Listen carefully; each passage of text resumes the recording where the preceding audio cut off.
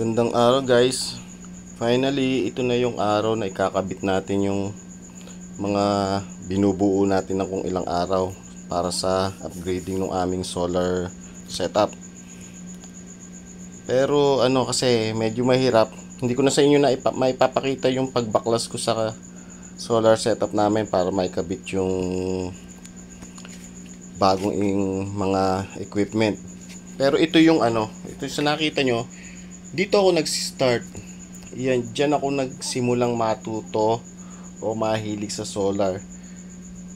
Yan yung 24684S 8P na inassemble ko na battery na ang charger niya lang ay yung PWM at 500 watts na 500 watts na inverter.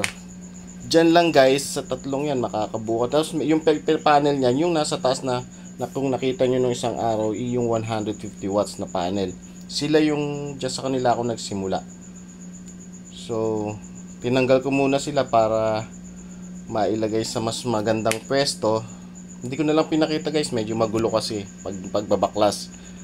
Yan yon. So after nyan, few years, siguro isang taon, nag-assemble uli ako ng isa. Ito yon. Ito naman siya. Ang battery ko naman ginamit sa kanya, hindi ko na inassemble, binili ko na siya ng buo. Siya yung blue carbon, 12 volts 100 Ah. Yun nga pala guys, ito 12 volts din yan. Ito 12 volts 100 Ah ng blue carbon. SRNE yung kanyang charger, MPPT, at saka Snady 100 yan 1000 kilowatts 1000 watts 1 kilowatt yan na inverter. So medyo matagal ko yan ginamit. So pero maraming pakinabang yan. Nakapagpatakbo na ng washing, ng kung ano-ano, nakapanood ng TV. Marami nang pwedeng gawin dyan. So lumipas yung ilang buwan, para akong nag-history way back lumipas yung ilang buwan, bumili naman ako ng BYD. Tingnan natin yung BYD. Ayan pala yung tank ko. Yung BYD, ito yung guys, 12 volts 250 Ah. Ayan yung kanyang BMS. Ayun yung kanyang active balancer. So far, so good naman yan. Naka-parallel yan dun sa 100 Ah na blue carbon. So lipas na naman ng siguro 8 months or something ganyan.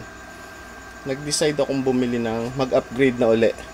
Nag-decide akong bumili na. Yan yung nakikita nyo ina-assemble ko yung last time. Yung BMS niya, yung at upgrade na nga, bumili na tayo ng bagong inverter. Iyan yung inverter natin na bagong binili. Hindi ko na lang naipakita kung paano ko siya in-install kasi nakita nyo, ang dami namang space na. Magkasama kasi dyan yung dalawang tinanggal ko na yun. So medyo magulong kaya hindi ko na pinakita. So ayan na siya, functioning na siya. So for ngayon siya ay tumatakbo, nakakonect siya sa utility or sa Meralco.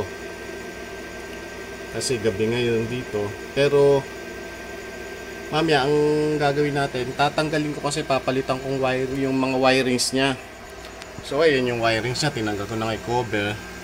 Yung wirings ng Meralco, yan yun. Yan yung white na yan. So papunta dun sa ayan. So medyo naliliitan ako, kaya gusto ko siyang palitan ng medyo mas malaki. Ito yun guys. Ayan, mas mataba-taba siya, pero white pa rin. Pero mas mataba na siya, tsaka mas neat. Tingnan. Okay guys, saglit lang. Ayusin ko yung camera guys ha. Ayan guys, naikabit ko na. Medyo hindi ko na rin naipakita at matagal ikabit. Ayan guys, yung outlet natin, ito yung galing sa Meralco, medyo mas malaki na siya, di ba? Ayan siya. Pinadaan natin siya ngayon guys ng nilagyan natin siya ng circuit breaker para mas safe bago dumiretso sa ating inverter. Eto na ngayon yung pinalusot ko na rin dito sa likod ng board ko. Tapos eto na siya. Ito, isasaksak na lang natin siya dito para gumana sa Meralco or sa utility. Okay. Next time guys, bibili na lang ako ng pag dumating yung auto switch transfer ko, kakabit ko na yan para hindi ko na pinaplug ng ganyan, para automatic na siya. Hindi pa dumarating kasi yung switch na in order ko eh. So yun lang muna guys ngayon. Yung sa mga susunod na video, yung paano pa yung mga pagwa-wirings na gagawin ko, kasi ngayon medyo paisa-isa lang, sumasabay sa pasok sa trabaho. So ito lang muna, basta importante gumana na siya. Yan, hindi ko na muna isinaksak sa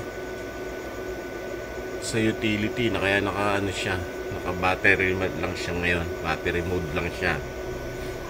Okay guys, tapos yan nga, kasi marami pang ayusin yung mga maliliit kong wirings na nakatap. Iaayos ko pa yan dito lahat. Marami pa akong gustong gawin dyan, kaya lang hindi ko mapagsabay-sabay. So guys, basta siya, yan ngayon yung nangyari. So guys, see you next time. Please like, share, and subscribe. Thank you. Bye.